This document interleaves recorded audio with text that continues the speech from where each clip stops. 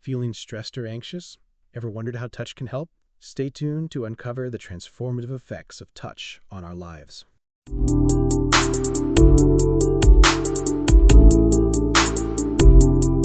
Welcome to Cheap Talk, everyone. Ready to dive into something surprisingly deep? We're talking about touch. Touch? Like physically touching? Seems simple enough. Right? But it's way more powerful than we realize. This article we're looking at starts with a personal anecdote, a vacation gone wonderfully wrong, actually. Canceled travel plans led to a stay-at-home experience filled with cuddling, massages, even cat-sitting. Sounds cozy. I'm seeing a theme here. Exactly. It all boils down to the power of touch. And get this, touch is literally the first sense we develop in the womb. Oh, wow. I never thought about it like that. Yeah, it's our first connection to the world. And the article highlights studies showing how important a mother's touch is for infant development, better autonomic nervous system function, pain relief. The benefits last for years. And you know those baby massages? Yeah? Super important for soothing those little ones transitioning from the womb. So touch isn't just for babies, right? As adults, we have these C-tactile afferent nerve fibers specifically designed to register gentle touch. It releases oxytocin, dopamine, serotonin, all the good stuff, and it lowers cortisol, the stress hormone. So a simple hug can actually de-stress you? Sign me up. Absolutely. It's a love language, literally. Even touch from strangers can be beneficial. Think about getting a massage lowers cholesterol, blood pressure, boosts immunity. It's like a mini vacation for your body and mind. That makes so much sense. I always feel so much better after massage. Right? And for people with low self-esteem, touch can even reduce anxiety and what they call death anxiety. It's like a little bandage for the soul. That's powerful stuff. What about the flip side? What happens when we don't get enough touch? Touch starvation. It can happen during pandemics, natural disasters, or even just because of lifestyle. The article mentions how it can lead to difficulty concentrating, emotional numbness, social withdrawal. Oh, that's sad. Like social distancing taken to the extreme. Yeah. And some people might actively avoid touch because of past trauma, painful experiences, or negative associations. But for most of us, touch is a social glue. It helps us connect, understand each other's emotions. The article mentions a psychologist, Hertenstein, who found we can identify emotions through touch with 78% accuracy. Wow, that's higher than I would have guessed. So more effective than facial expressions even? Apparently so. And think about sports. High fives, chest bumps, pats on the back. It builds camaraderie, increases the chances of winning. Or even just a simple pat emoji can brighten someone's day. It really is the small things, isn't it? Totally. And it works both ways, the toucher and the touchy benefit. Touch can even make people more likely to help you if you ask for a favor. If you like this kind of content, don't forget to subscribe and hit the like button. It really helps us out. Now, back to the topic. In romantic relationships, touch builds secure attachment, increases intimacy, helps resolve conflicts. More post-sex cuddling equals higher sexual satisfaction. Who knew? Makes perfect sense to me. But, and this is important, people with avoidant attachment styles might see touch as a threat to their independence. And if you don't get enough touch regularly, you might actually stop enjoying it. It's like your brain forgets how. That's fascinating. So you can actually lose the ability to enjoy touch? Yeah, it can become painful, even triggering a fight or flight response, especially if someone didn't experience much nurturing touch growing up. So what's the solution? More touching? Exactly. Increase the frequency. It doesn't have to be long, intense sessions, just more regular touch. Doesn't matter who initiates it, your partner, a massage therapist, even self-massage works. So hugging a teddy bear counts? Apparently, even that can help. Or snuggling up with a soft blanket. The article mentions even touch from objects or robots can be beneficial. So there you have it, the power of touch. It's more than just skin deep. Don't forget to like and subscribe for more insightful conversations just like this one. So we were talking about how powerful touch can be, right? Even affecting things like winning in sports. Yeah, and how even emojis can have an impact. It's wild. Totally. And you know, digging deeper into this, there's some serious science behind it all. This J person back in 2017 did a deep dive into how people experience touch, not just themselves, but vicariously, like when you see someone else being touched. Oh? Like I cringe when I see someone stub their toe, that kind of thing? Exactly. And they looked at it across the lifespan too, from babies to older adults, even folks with atypical neurology. Super interesting stuff. And it ties into that whole idea of touch being fundamental, right? Makes sense. So like babies in touch, isn't there research on that too? Oh, tons. This 2014 study by Feldman, Rosenthal, and Eidelman, they found that skin-to-skin contact with preterm babies had huge benefits. Yeah? Improved physiological organization, like how their little bodies function, and even better cognitive control down the road, like 10 years later. Crazy, right? Wow. So, like, holding your baby actually makes them smarter? It seems to have a lasting impact. And there's more. This study in Current Biology, Gersel and a whole team in 2018 looked at how stroking affects pain in infants. Apparently, a gentle stroke can actually modulate brain activity related to pain. It's like a built-in soothing mechanism. It's amazing how much we underestimate the power of touch. I mean, we're talking about everything from winning sports to pain relief. Totally. And you know what's even cooler? There's this. Wait, did you catch that bit about modulating brain activity? Yeah, that a gentle stroke can ease pain. It's pretty powerful. Right? So, like, imagine the implications for therapeutic touch, you know, and for parents dealing with fussy babies. It's like a superpower. Totally. So, what else is there on this touch thing? I'm hooked. Right? So, like, imagine the implications for therapeutic touch, and for parents dealing with fussy babies. It's like a superpower. Totally. So, what else is there on this touch thing? I'm hooked. Well, there's this whole other area about like affectionate touch, not just any touch, but the kind that really builds connections. Oh, like hugs and cuddles? Exactly. Jakubiak and Feeney, they did this huge review in 2017 looking at how affectionate touch affects, well, everything: relationships, mental health, even physical health. So, cuddling can actually make you healthier? It seems so. They found it can lower your risk of getting sick, like upper respiratory infections. Less stress, better mood, it's all connected. That makes sense. When you're feeling down, a hug can really make a difference. Right? And there's this study, Cohen and a team back in 2015. They looked at how hugs can actually buffer you against stress. Like they literally expose people to a cold virus. No way. Did the huggers fare better? Yep. The people who got more hugs were less likely to get sick. And even if they did get sick, their symptoms were milder. It's like a protective shield. Amazing.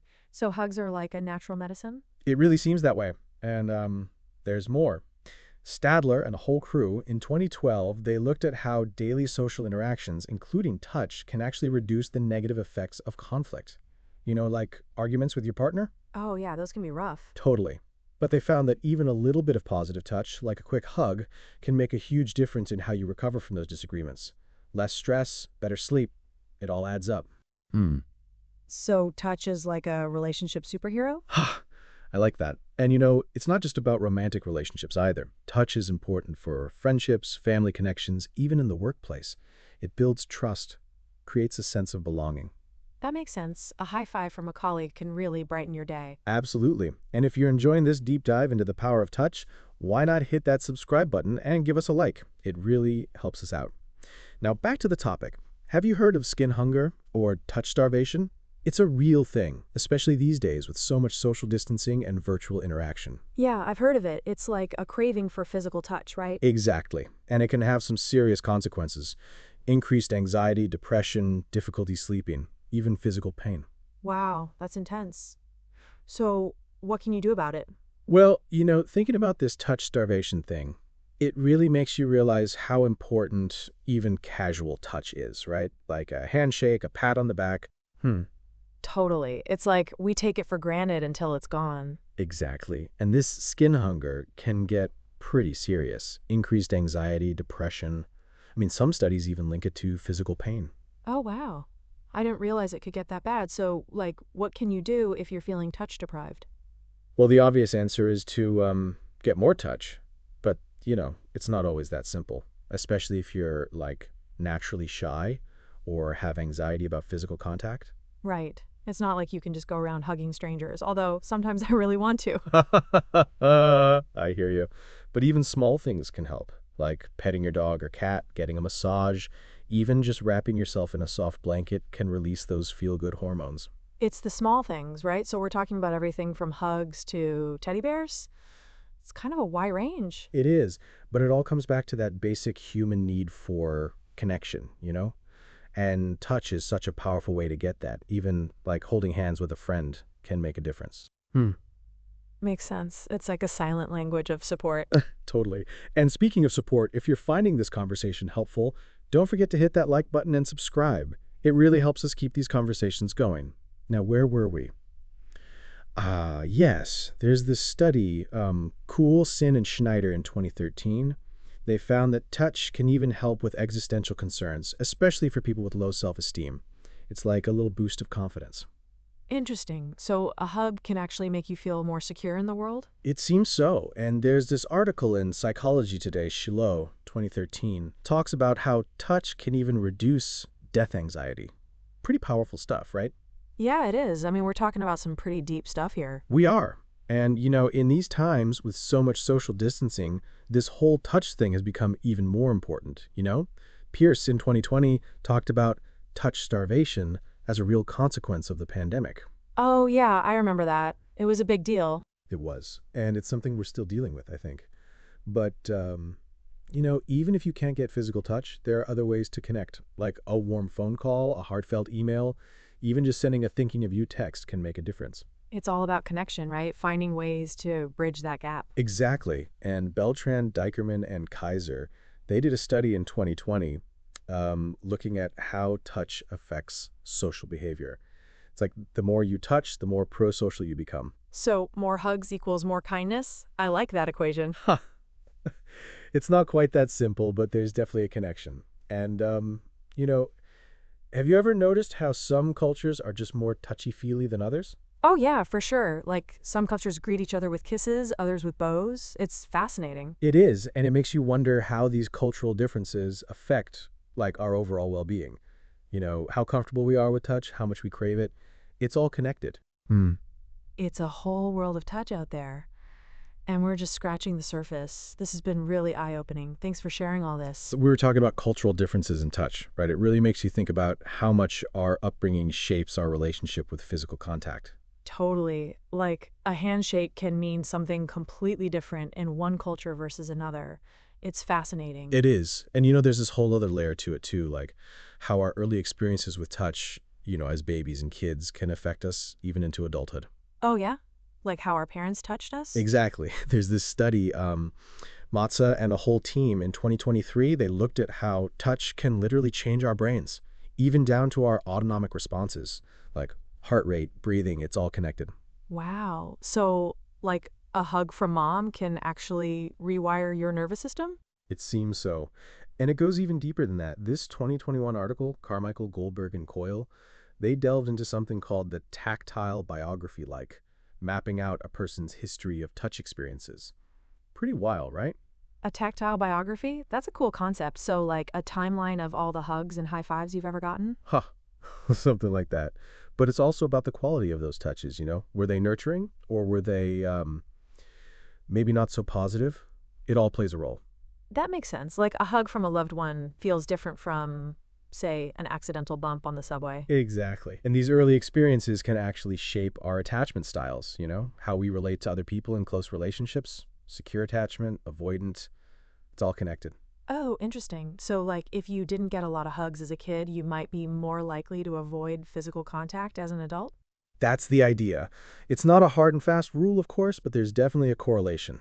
And it can affect everything from how we handle stress to how satisfied we are in our romantic relationships. Speaking of romantic relationships, isn't there research on, like, touch and Oh, sex? yeah. Muse, Young, and Impet, they looked at post-sex cuddling in 2014. Turns out a little bit of affection after intimacy can go a long way. Increased sexual and relationship satisfaction. Who knew? Makes perfect sense to me. Cuddling is the best part. I hear you. But seriously, it's all about those feel-good hormones. Oxytocin, dopamine, touch releases a cocktail of happiness in your brain. It's like a natural high. So, we're talking about everything from baby cuddles to post sex snuggles. It really is a lifelong journey with touch. So we were talking about how our early experiences shape our relationship with touch, right? But there's this other aspect too, how secure we feel in our relationships actually influences how we perceive and react to touch. Hmm. Oh, interesting. So, like, if I feel really secure with my partner, a hug might feel more comforting? Exactly. This 2020 study in social psychological and personality science found that people with higher attachment security, those who feel safe and loved in their relationships, actually derive more relational benefits from touch. It strengthens their bond, increases feelings of intimacy. It's like a positive feedback loop. That makes sense. When you feel safe, you're more open to connection, right? Totally. But for people with lower attachment security, it's a different story. Touch can be, Well, it can be a bit more complicated. They might not experience the same benefits, or they might even perceive touch as intrusive or threatening. That's a good point. It's like if you're already feeling anxious or insecure, a hug might not be what you need in that moment. Exactly. And it's not just about romantic relationships either. This whole security based touch thing plays out in friendships, family dynamics, even in the workplace. Hmm. Oh, yeah, for sure. Like a pat on the back from your boss might feel totally different depending on how secure you feel in your job. Absolutely. And if you're finding this conversation as fascinating as we are, don't forget to hit that like button and subscribe. It really helps us keep these deep dives going. Now, back to the topic. Have you ever wondered how our perception of touch develops over time? Like from infancy to adulthood? Yeah, I've always been curious about that. Like, how do babies learn to interpret different kinds of touch? Well, Saylor and Ackerley, back in 2019, did some really interesting work on this. They found that our exposure to different types of touch actually shapes how we perceive affective touch, touch that conveys emotions. It's like the more you experience it, the better you get at understanding it. Oh, that makes sense. Like, if you grew up in a family that's really affectionate, you might be more attuned to those nuances of touch. Exactly. And on the flip side, if you haven't had a lot of positive touch experiences, it might be harder to interpret those signals. And there's this other study, Spitoni and a whole team in 2020. They looked at how disorganized attachment, a specific attachment style, can actually affect how people perceive affective touch. So, like, if someone has a disorganized attachment, they might misinterpret a hug as something negative? That's the idea. It's like their internal wiring is a bit scrambled, so to speak, and it can make it really challenging to connect with others on a physical level. That's heavy stuff. So, like, what can you do about it if you're someone who struggles with touch? Well, that's a great question, and it's something we'll definitely be exploring further in our next episode. So stay tuned and don't forget to subscribe so you don't miss out. And in the meantime, if you have any thoughts on this, we'd love to hear from you in the comments below. Sounds good. Looking forward to it. So we were talking about cultural differences in touch, right? It really makes you think about how upbringing shapes our relationship with physical contact. But what about the actual benefits of touch? Like, is there proof it's good for us? That's a good question. I mean, it feels good, but is there science to back it up? Oh, absolutely. There's this huge meta-analysis in Nature Human Behavior. It looked at tons of studies on touch interventions, and the results are pretty amazing. Oh, yeah? Like what? Well, they found that touch can significantly improve both physical and mental health. We're talking everything from reducing pain and lowering blood pressure to easing anxiety and depression. It's pretty powerful stuff. Wow. So, like, a hug can actually be medicine? It really seems that way. And if you like the kind of content, don't forget to subscribe and hit that like button. And you know what's fascinating? They looked at different types of touch interventions too, like massage therapy, therapeutic touch, even something called skin-to-skin contact. Skin to skin? Like holding a baby?